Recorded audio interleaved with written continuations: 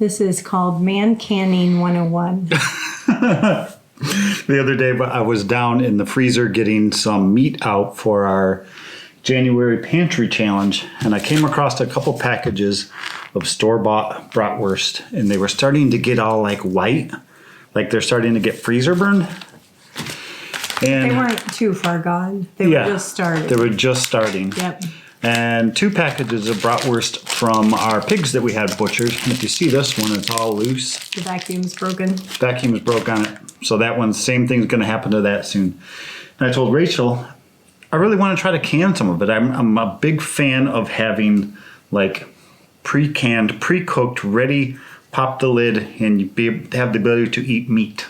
He is my carnivore. And so tonight what I'm going to try to do is cut all these up into little bite-sized pieces, little bratwurst bites.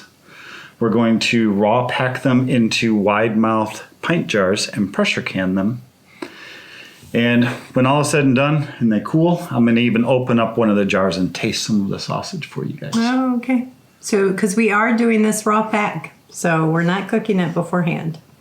Yep. Yep. So the jars are cold. The meat is cold. The canner's here with just room temperature water in it. Yep. It'll be a pressure can for 90 minutes, which is a long time.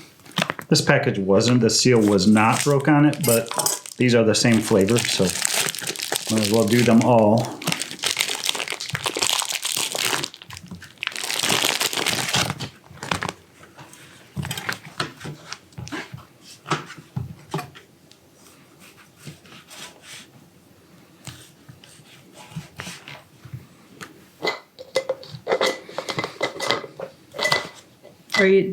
Did you read, are you supposed to stuff it or lightly stuff it? Don't jam pack. Don't jam pack. If you jam pack it, the meat can form like too dense of a clump. Okay. And you want to be able to have the heat to be able to get around it. Get around everything. Kind of like if you packed, picture like your pumpkin puree where you have this big solid chunk of stuff. So you think that looks good? 1 inch of headspace? Yep. Could even put a couple less maybe. That's funny. You don't want too less because you got to get that right headspace. I actually saw one lady that I was watching her video.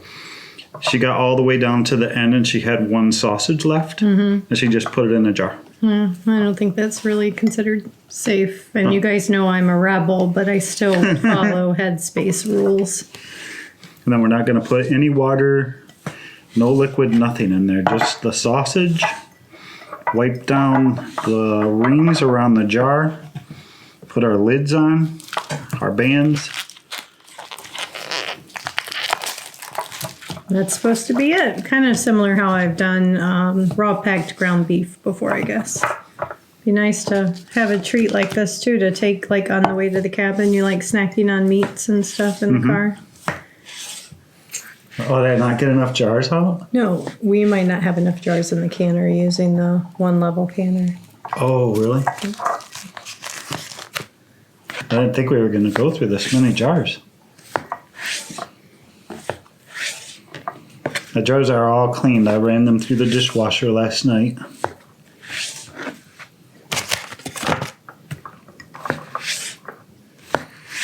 And the Presto canner, you can't double stack pints? There might be room to double stack pints. I haven't done it in so long because I always use the All-American. Yeah, I wanted to use the Presto one because I know so many of you have it. Yeah.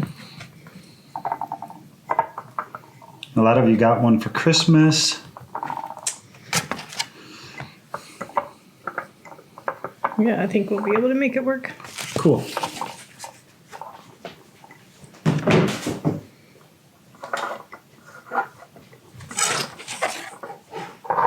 Okay. So I'm going to wash my hands before I wipe the rims of the jars. Just regular old canning vinegar, and I am just wiping my rims because I was using my fingers to fill it. It was just easier than using the funnel. And we'll just make sure we get it all clean. Reusing a lid because Todd said he's going to open one tonight, and you guys No, I would reuse this lid anyway because it's still a good lid, but we'll use that one for the demonstration purposes. And get these on just finger tight, and then we'll get them in the canner. And we did not add any seasonings, no water. They're just going in as is. So when you press your can, you only really want about 2 inches of water in the bottom. You want to make sure you have enough that it's not going to all evaporate, but not so much that the tops of your jars are going to get covered. Put a splash of vinegar in. That helps to keep that white film from building up on the outside of your jars if you have hard water. We don't really have hard water, but we still get that here for some reason. Some people say that the vinegar will make your bands and your lids rust quicker, but we haven't really seen that. So I don't know if it's actually true. And these will fit in here perfectly, 7 in the bottom layer.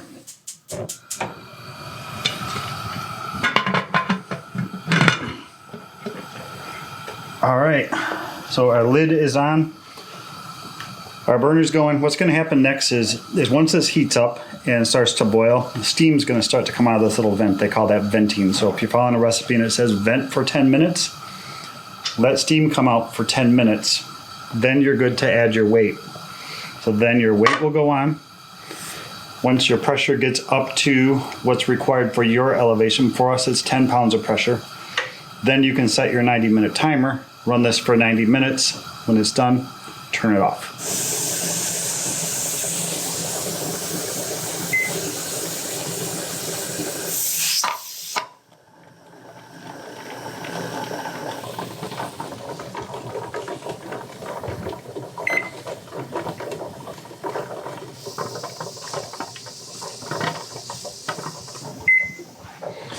90 minutes, that was a long one.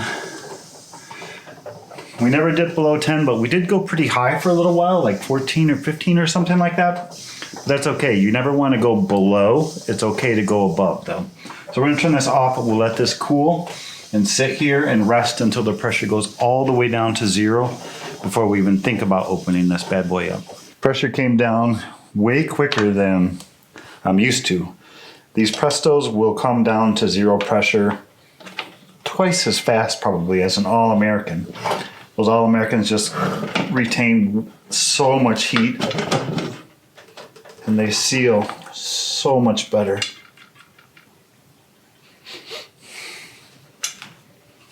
It's probably the Idaho pasture pig versus the Johnsonville. yeah, the store-bought sausage versus the Yeah, so that's Idaho pasture, and that looks like more like Johnsonville.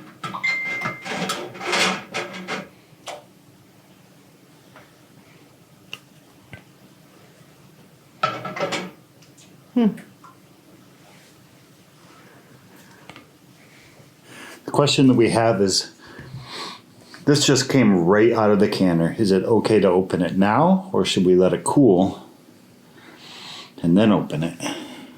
The lids almost look like they're down, like they pinged already. Yeah, it does look like they've already sealed.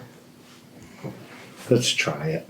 No, I don't think you should, in case it sprays grease all over you. I don't think you should. You don't think I should? No. I think you should just wait and show them your snack tomorrow. All right, we'll do that. I'm definitely going to include it in this video, though, because I promised you guys tomorrow morning what I'll do is I'll crack one of these open and I'll have some of this for breakfast. Well, it's the next day. All of our jars have cooled. Everything has sealed properly. Rachel made me laugh this morning. She said, they all look good, but they look kind of gross. So we're going to open up one of these.